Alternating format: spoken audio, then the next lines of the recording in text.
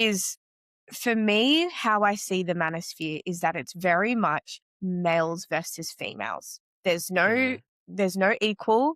It is this debate. And I'm actually really curious as to when this even began. Why are we putting genders against each other and when did that happen? But yeah, we're seeing this shift of perhaps women now, especially within these Western cultures, have a little bit more or have a lot more freedom of speech, a lot more opportunities, and are being treated at the same level as males are. They're also in professions that generally used to be really male profound. So, lawyers, doctors, and the likes, and what you would call. And what I'm seeing from the manosphere is that males aren't happy with that. And they're not okay that women are speaking up or speaking and having a voice.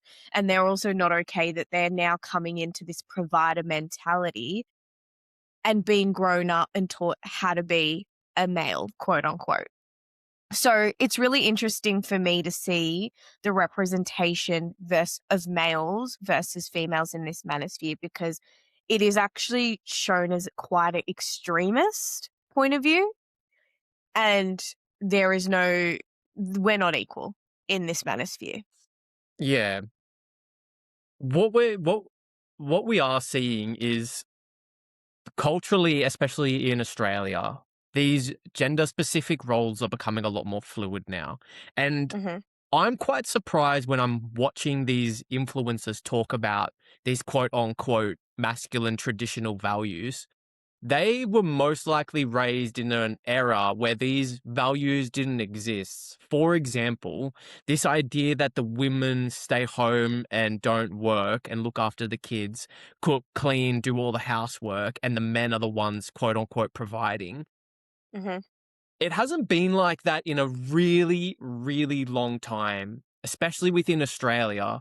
So my grandparents who are still alive, both of my grandparents both of my grandparents worked, and my parents grew up in a household where both of their parents worked. And that was, late 60s, early 70s. So this idea that, we need to go, well, and this is talking from the manosphere point of view here, that we need to go back to these traditional values and women don't actually want to work and women just want to stay at home and have their life provided for them. I'm not seeing that. I didn't grow up around that. So this is just completely false and utter BS.